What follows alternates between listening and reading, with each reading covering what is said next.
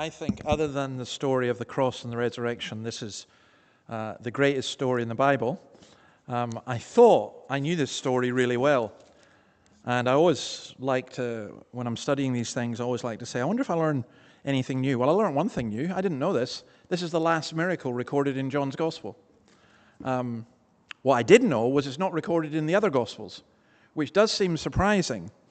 But it fits very much with John's purpose, because these things are written that we may believe. I also would personally say this, that just looking at this made me, I learned about humanity, but much more, I learned about Christ, and just made me so thankful to follow him. And the bottom line is, no matter who you are, you have a choice how you respond to this story. You say you believe or you disbelieve, and if you believe, whether you act upon it. So, we're going to look at these verses 1 to 16 under the kind of heading of "Our friend has fallen asleep." Now, here's the first thing. Jesus did have friends. We forget that sometimes. We think that Jesus is a friend of everybody. You know, it's like you, if you're in a church, maybe a larger church than this, and you were to say, well, everyone in the church is my friend. That's not true, is it? It's just not true. You can't be friends with everybody. There are particular people that you have friendships with, and we do need friendships, real friendships. And Jesus did as well as a human being. And this home of Mary and her sister Martha, and probably their younger brother, Lazarus, that seems to be the implication here. This was a home where Jesus could go and Jesus could relax, and it was a place of refuge for him. There are some people's houses you go to, and it's a bit of tension. All right? It's not, you got to go. You go. But you're quite glad to go home. And then there are other people's houses that you go to, and it's just like, well, for me, it's like having a bath in a jacuzzi, with just like mega chilled and wonderful and relaxing, and real friends that you can go and they say, how are you? And you say, oh, I'm rubbish. And they still accept you. That's absolutely lovely. Well, Jesus had that. These three, the two sisters and the brother. And remember, Jesus didn't have a house of his own. He couldn't go home at night. So to be able to go to the house of friends was a great thing. Now, I think many Christians will know this. They regard Mary as more the contemplative one and Martha as the active one. And you'll sometimes hear people say, oh, I'd rather be a Mary. When I read this story, look, that's said on the basis of something that happened when Martha was hurrying around, like trying to make everything, and she's getting a bit stressed, and says, well, where's Mary? Why can't you get Mary to come and help me do the dishes and make the food? And Jesus says, well, Mary's chosen the better thing. Now, I always loved that verse. I have never quoted it to my wife when she's making food and asked for help. I've never said I am doing the better thing, but because I still want to live. But we think that. We think, oh, Mary was the kind of spiritual one and Martha was the active one. I think that's unfair, and you'll see that in the story as we look at it. I think that different people have different personalities and different ways of serving and even of listening. Lazarus' name just simply means God is my helper, and it's the same as the name Eleazar. Now, what happened here was when he got sick, the sisters sent word to Jesus that Lazarus was ill. Now, that is very interesting. They didn't say, Lazarus is ill, you've got to come. They knew that instantly that Jesus would come. They had that kind of relationship. They didn't need to ask him to come. It's a bit like if I heard that my daughter, son-in-law, or the grandkids, especially in the Blue Mountains, were sick. Well, I want to go. In Scotland, it's a bit more difficult. How sick are you? How much of an airfare, sick are you? Is it just flu or what is it? but you want to go. They knew, look what it says in verse 5. Now Jesus loved Martha and her sister and Lazarus. And this is not Jesus loved in the sense of Jesus loves all the world, Jesus loves everybody and so on. Jesus had a particular affection and love for these two sisters and the brother. And the word that's used here to indicate that is that it's the word agape, which is the strongest word for love that you can possibly get. And then this astonishing bit. Jesus loved Martha and her sister and Lazarus. And the next verse, you're thinking, so he left immediately to go and see them. So when he heard that Lazarus was sick, he stayed where he was 2 more days.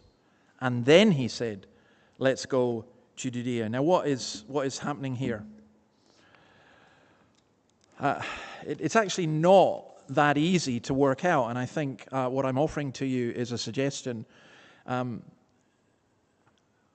It seems as though, and maybe if I can put this in the most reverent way possible, sometimes we might feel that though Christ says he loves us, though God says he loves us, he seems to delay in a way which would cause us to question that love. So we ask, why are you waiting?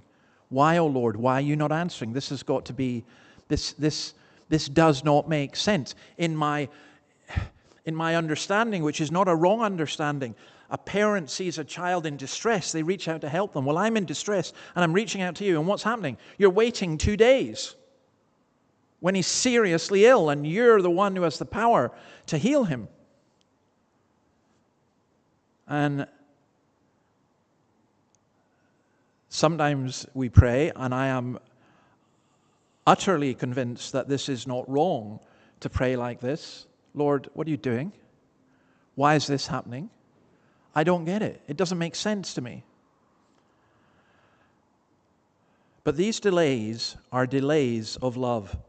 It's one of the hardest things. It's one of the easiest texts in the Bible to put on your wall. All things work together for the good of those who love God. Romans 8:28. It's one of the hardest things to put into practice when you're in a crisis. Jesus said the illness would not end in death, but it did. At least it didn't end. It seemed to end in death. But all this was done for the glory of God. This was a step on Jesus' road to the cross. The resurrection of Lazarus would demonstrate his power so clearly that the Pharisees, in order to get rid of him, would have to kill him. Ironically, raising Lazarus was the last straw for the Pharisees. I think there's a practical application for those of us who are Christians. We are told to take up our cross and follow Jesus. If you see the cross as your glory, if you see your suffering as a way to glory, if you take up your cross and follow Jesus, then that makes a phenomenal difference. In other words, what I would say is this. It's not that you can directly attribute to every suffering that you have a particular cause or even a particular fruit. But what you can do is say that there is nothing that does not end up to the glory of God. Now, sometimes you might want to say to the Lord, Lord, please glorify yourself in another way. I don't want to go through this. We were talking this afternoon, just some of us when we were eating, and I was talking about a serious illness that I'd had, and I do think there were enormous benefits from that illness, but I would still pray, Lord, I don't want to go back there again.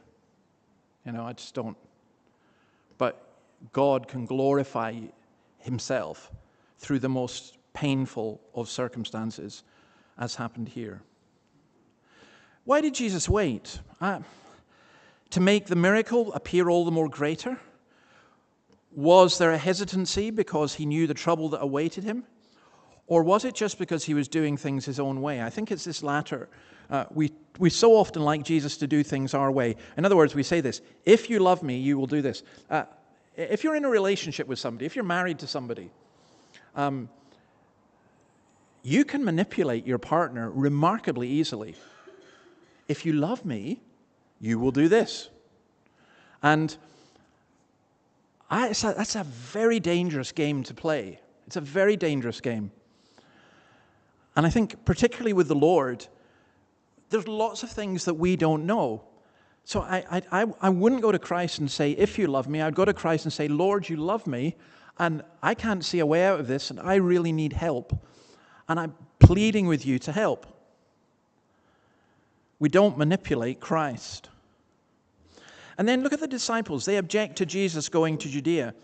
Why? Because they saw it as a suicide mission.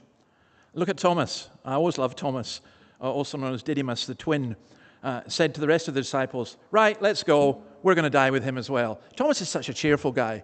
I'm not going to believe unless, let's go. We're all going to die. Let's just get it over and done with. That's really what he's saying. Because the last time they'd been in Jerusalem, they had tried to kill Jesus. Now, I missed out something in verse 9. Again, because it's something I hadn't really thought about. Jesus answered, are there not 12 hours of daylight? Anyone who walks in the daylight will not stumble, for they see by this world's light. It is when a person walks at night that they stumble, for they had no light. Now, that's the question he's asking. The Jews there tried to stone you. Why are you going back? And Jesus goes, well, there's 12 days of daylight. Well, I'm sorry, but of course there's 12 days of daylight. What's he saying? What he's saying is incredible. William Barclay, I think, summarizes it beautifully. He says there are three great truths implied here. First, a day cannot finish before it ends.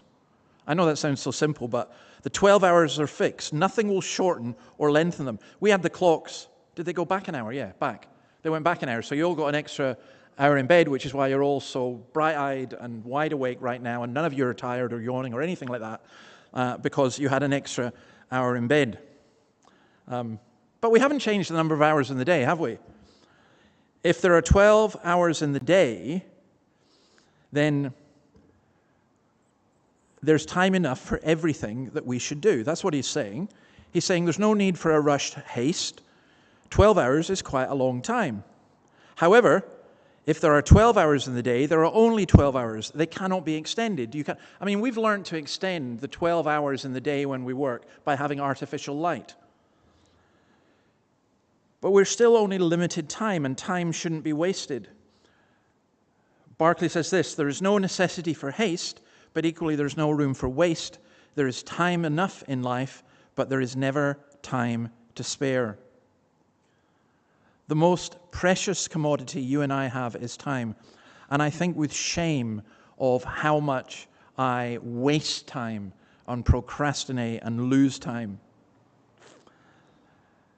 Now, I don't know if you're interested in this. I am very interested in this. How do we get 12-hour days? How do we work out the 12 hours?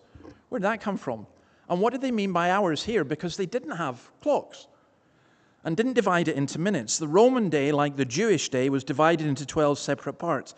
And here's the thing, the hours were not 12 minutes. 60 minutes.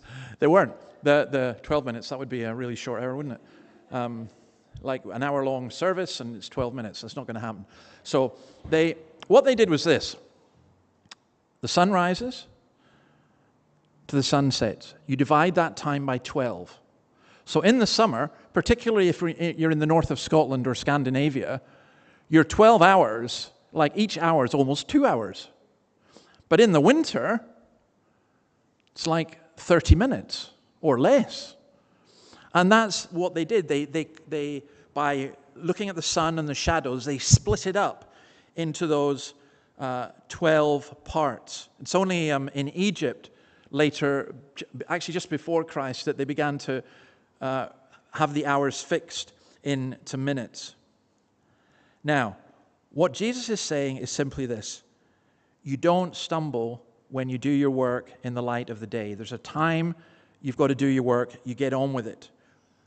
We need to get on with the work that God has called us to do. I know in a modern 24-hour society, all the rest of it we talk about, there are people, some people have to work night shift. Have you ever worked night shift? For most of us, that's incredibly difficult.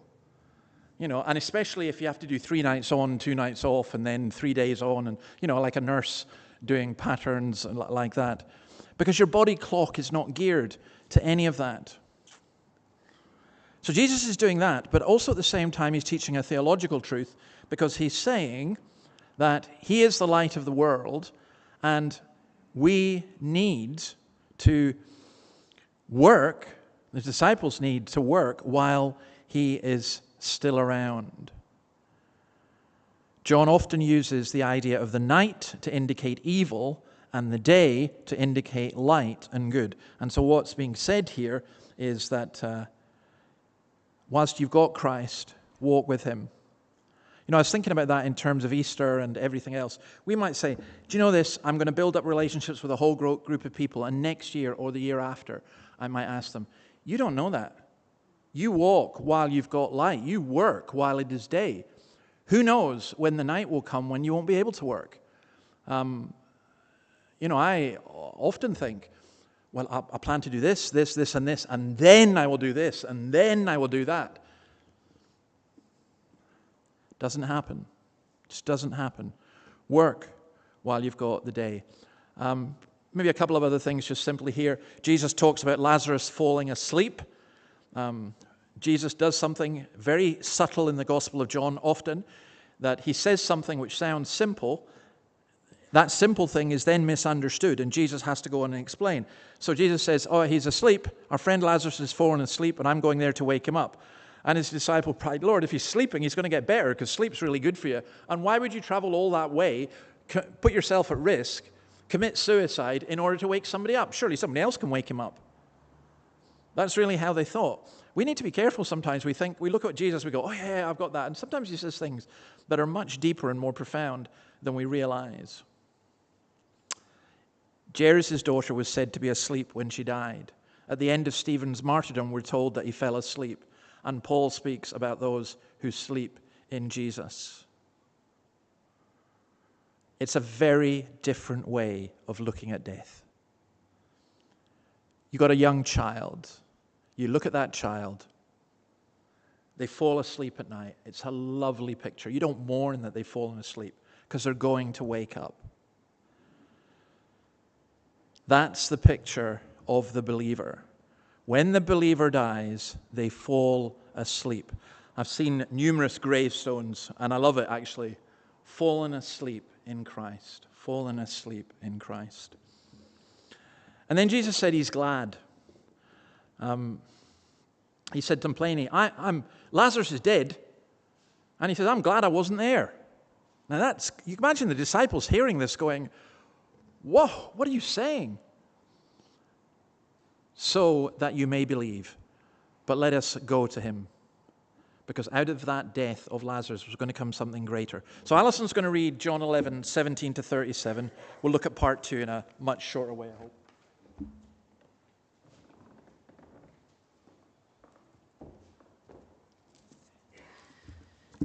John 11, 17 to 37. On his arrival, Jesus found that Lazarus had already been in the tomb for 4 days. Bethany was less than 2 miles from Jerusalem, and many Jews had come to Martha and Mary to comfort them in the loss of their brother. When Martha heard that Jesus was coming, she went out to meet him, but Mary stayed at home. Lord, Martha said to Jesus, if you had been here, my brother would not have died. But I know that even now God will give you whatever you ask. Jesus said to her, your brother will rise again. Martha answered, I know he will rise again in the resurrection at the last day. Jesus said to her, I am the resurrection and the life. He who believes in me will live even though he dies, and whoever lives and believes in me will never die. Do you believe this? Yes, Lord, she told him. I believe that you are the Christ, the Son of God who was to come into the world. And after she had said this, she went back and called her sister Mary aside. The teacher is here, she said, and is asking for you. When Mary heard this, she got up quickly and went to him. Now Jesus had not yet entered the village, but was still at the place where Martha had met him. When the Jews who had been with Mary in the house comforting her noticed how quickly she got up and went out, they followed her, supposing she was going to the tomb to mourn there. When Mary reached the place where Jesus was and saw him, she fell at his feet and said, Lord, if you had been here, my brother would not have died. When Jesus saw her weeping, and the Jews who had come along with her also weeping, he was deeply moved in spirit and troubled. "Where have you laid him?" he asked. "Come and see, Lord," they replied. Jesus wept. Then the Jews said, "See how he loved him?" But some of them said, "Could not he who opened the eyes of the blind man have kept this man from dying?"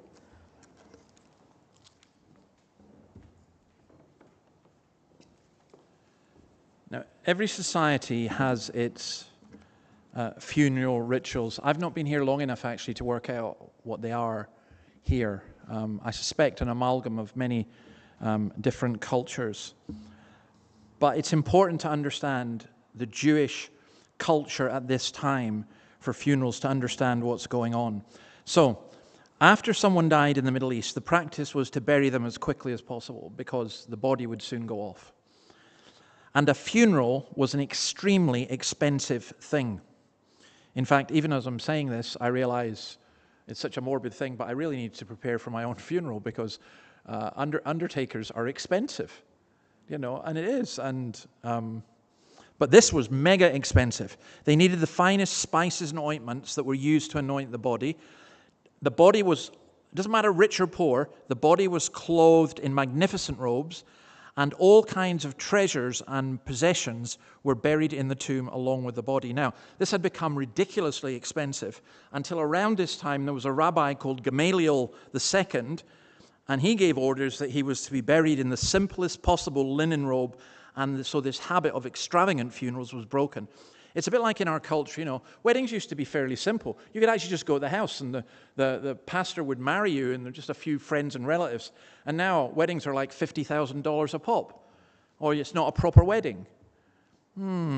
Something's gone wrong. And something went wrong with the funerals. I love the name that was given to this linen dress that most Jews were then buried in. It was called the traveling dress. It's a beautiful name. The traveling dress. They're in their traveling dress. Even the poorest home was expected to hire at least 2 flute players and a professional wailing woman. So, Matt's in a job anyway, because flute players are always in big demand. I'm not going to say which of you would be the wailing woman, but that's what you had to have. You paid for them to come and do that. And then as many people as possible attended the funeral. And this is fascinating. The women mourners walked first to the tomb. Why? Because the Jews believed that it was a woman who sinned first and therefore brought death into the world, and therefore she ought to lead the mourners to the tomb. At the tomb, memorial speeches were made. If the body was in the house, it was forbidden to eat meat or to drink wine or to engage in any kind of study. No food was to be prepared in the house, and no food was to be eaten in the presence of the dead. On the return from the tomb, a meal was served. And it was always the same thing. Bread, hard-boiled eggs, and lentils. The round eggs and the lentils symbolized life. So our custom of Easter eggs, it does actually come out of this. It's not just rolling away the stone as we often hear, but eggs were always seen as a symbol of life. There were 7 days of mourning, the first 3 of which were for weeping. You were not allowed to anoint yourself, put on shoes, engage in any kind of study or business, or even to wash. And then these were followed by 30 days of what they called light mourning. And it was so essential in Jewish culture, as it is still in many traditional cultures, and should be, I think, in every culture, that visits to the sick or the mourning were an essential part of the religion. When a mourner left the tomb, they turned towards the tomb and they would say, "Depart in peace," and they never mentioned the name of the one who died without invoking a blessing on it. So you would say, if Andrew had died, you'd say, "Andrew, may his blessings be upon him." And that's how they did. And Jesus came into that household full of sympathizers and people who were mourning. And Martha comes, and remember, she's the one who loves action. So her thing is, she goes immediately out to meet him, but Mary stayed at home. Now, you see, this time, you know how we do the bit about how Mary stayed and sat at the feet of Jesus? Well, Martha went to meet Jesus this time, and Mary stayed at home. So, you can argue your case for either of them. What she's saying is, it's so bold. Martha said to Jesus, if you'd been here, my brother would not have died. You know what she's saying to him in her grief? She's saying, Lord, why didn't you come quicker? What kept you? By the way, he'd been dead for about 4 days, and this question was asked, I know, at one of the Bible studies. Well, if Jesus just waited 2 days, how come he'd been dead for 4? Well, it's a day's journey to get there, and Jesus waited 2 days and then a day to get to the place. Remember that Jesus said he's already dead. So he had probably died whilst the first person was on their way. Jesus does not rebuke Martha for what she said. He just says to her, your brother will rise again. Martha was just pouring out her heart, and that's not a wrong thing to do. Now, your brother will rise again. Martha answered, I know he'll rise again in the resurrection at the last day, because most Jews did believe there would be a last day where the dead would be raised. So she believes that. She doesn't have a problem with that. Except Jesus says, I am the resurrection and the life. The one who believes in me will live even though they die, and whoever lives by believing in me will never die. Do you believe this? And Jesus is saying to her, you know this general belief that most of your people have, that the dead will rise? This is why. Because of me. Because of who I am. He's talking about eternal life. He who believes in me will never die. That just simply means this, that when you trust everything that Jesus has said is absolutely true, and when you place your life upon him, you will never die. To have that assurance is a most extraordinary and wonderful and beautiful thing. You can't die. Verse 28, she gives this confession, I believe that you're the Messiah, the Son of God, who's to come into the world, which is such a beautiful testimony, because she's going to him saying, Lord, why weren't you here? And he looks at her and he says, Martha, I am the resurrection and the life. If you believe in me, you'll never die. Do you believe? Absolutely, I believe. I believe you're the Messiah. I believe you are the Son of God. Martha, I don't know when Martha truly became a Christian. All I know is at this point she certainly was. That's a statement of astonishing faith. Then at verse 28, so she goes back and she says to Mary, the teacher's here and he's asking for you. And again, I love that detail. Jesus says to Martha, hey, where's Mary? Why is she not here? How's she doing? And so she got up quickly, rushed to him, and he'd not yet entered the village, was still at the place where Martha had met him. The Jews who'd been in the house with Mary comforting her noticed how quickly she got up, and they followed her because they thought, she's going to the tomb. This is where we're doing the burial now. And she reached the place where Jesus was. He was still there. I don't know why he was still there. He may have been talking to people, whatever it was. He's certainly in no rush. She fell at his feet and said, Lord, if you had been here, my brother would not have died. It's the same thing as Martha said. And being typical Mary, I think Martha goes to Jesus and states it quite matter-of-factly. I think Mary falls at his feet and is in tears. If only you'd been here, my brother would not have died.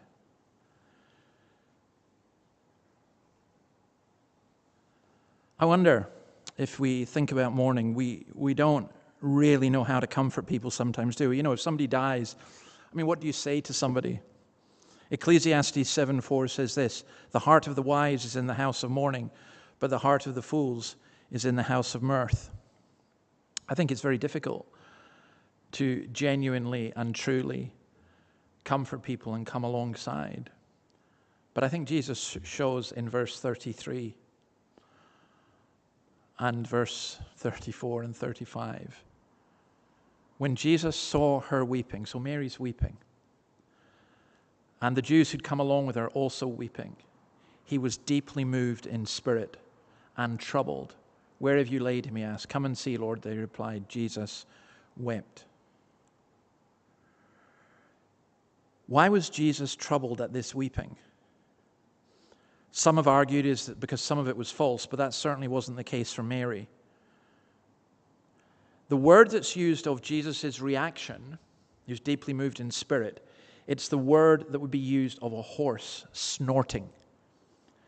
In other words, someone who is so overcome with emotion that they...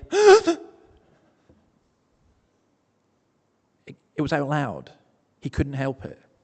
He was deeply moved, deeply troubled in spirit. And it's a word that also implies an element of anger. It's a cry of anguish. And the nearest thing I would say that I've seen or experienced to this is you go into a hospital and you've had a bad week and you've heard about people who are dying, you've heard about people who have got cancer. You go in a hospital and you meet someone who's a good friend or a dear relative or whatever, and they've got cancer and the prognosis is not good, and you sit with them and you pray with them and you're grateful for all that the hospital are able to do, but you know that it's not good. And you come out, and one of the overwhelming emotions is just one of anger. I hate cancer. And this is Jesus saying, I hate death. It is a curse. It is not something that God had intended for those who were made in his image. Jesus wept. Shortest verse in the Bible, as you know. Where have you laid him? Come and see. Come and see. There is a Greek word, apatheia. We get the word apathetic from it. It was used of God because the argument was that God could not feel emotion, because for God to feel emotion means that God would change, and God cannot change because he's eternal. So therefore, God could have no feeling. Now, there is an element of truth in that, but you have to be so careful when you say that. Because here is Christ, and you cannot, under any circumstances, read this as saying Jesus had no feeling, that he was totally stoical, totally chilled about it. He was just, he knew what was going to happen. Hey, don't worry, everything's going to be all right. We're all at peace. He was the opposite of that. He was deeply moved in spirit and troubled. Jesus wept. This was not performance wailing. This was not a show for the people around. This was a man with tears running down his face.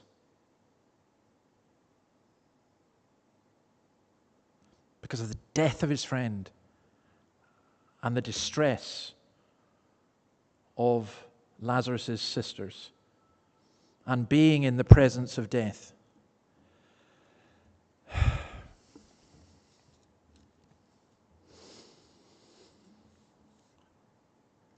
The Christ we follow, the Christ we believe in, is the Christ who carries all our griefs and sorrows.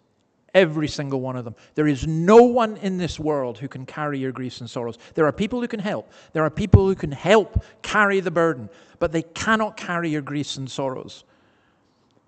But Jesus can, not just yours, that of the whole world. I've said this before about Jordan Peterson. I do really like him in so many ways, and I like his compassion, and I like his care.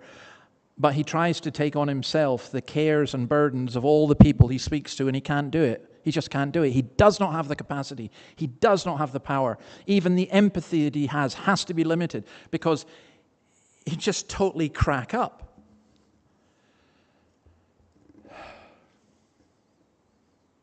Sometimes you go to a funeral, or sometimes you're with someone who's ill, or sometimes you're with people who are deeply troubled, and you come away and you say, I know it's their trouble, but I can't take any more. I'm just exhausted, listening or sharing or caring or whatever. Jesus is never like that. And it's not because he's stoical. It's not because he's impassive. It's because the depth of his emotion is so deep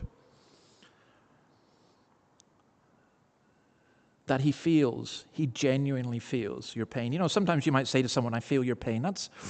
Be careful with that. You may do. I'd be careful about saying that. If you do, you do, and that will be evident. But sometimes we just don't know. But the Lord comes alongside us and says, I feel your pain. I know your pain. I know your distress. I know your sins. I know your struggles. I know your doubts. I know your fears. I know all of this, and I care. In a real and genuine way. I don't believe in an apathetic Christ. I believe in a God who is love. And I believe in a Jesus who stood at a tomb of somebody he knew who he was going to raise, and because he cared so much for the people around, he wept for them, and he wept in the presence of death. And see, that's why it's hard for me to say I'm religious. I don't think I could be religious in the sense of just following a religion. But I will follow Jesus Christ. I will follow someone like this. I will follow someone who has that depth of love and shows it in so many ways. See how he loved him, they said. Some of them said, could not he who opened the eyes of the blind man have kept this man from dying? Oh, you cynical Lord. You cynical, heartless people. Always finding a way to criticize. Always finding a way to dismiss the most beautiful things. Always bringing ugliness into such deep beauty. No, it's better to say, see how he loved him, and then to think that that's how he loves us. Jesus was a friend of Lazarus, Mary, and Martha, and we can be his friends as well. Now, I was going to do to verse 44. I'm not going to do it because I want to stop there, not just because of time, because I think I can't really actually go any further, to be honest. I just think that is such a thing. If you get it, it will help you so much. I love it when somebody loves me. You know, you like it when somebody likes you. That's good. And you love it when somebody loves you a little bit. That's good. When somebody passionately loves you, that's absolutely fabulous. But you will never, ever know a love as deep and as profound as the love of Christ. Why do you think Paul said to the Christians, I pray that you would know this love that is higher and longer and deeper and wider than you can possibly imagine? Listen, I know those of you who are Christians, most people here, you would just simply say, I got it. Jesus loves me. Jesus loves me. This I know. I've known this since Sunday school. I'm telling you, you don't know. You don't know. You haven't grasped how wide and long and deep the love of Christ is, and I haven't. But here, in this story, I see a little window that shows me the depth of that love. Let's pray. Lord, thank you for this beautiful story. Thank you for the compassion and the joy, even the anger, the fact that you were angry at death. Lord, we bless you. We know that sometimes we say that we know that you love us, but help us to see it. Help us to feel it. Help us to be overwhelmed by it. I am my beloved's, and he is mine, and his banner over me is love. And help us, O Lord, to share your love. We ask it in your name. Amen.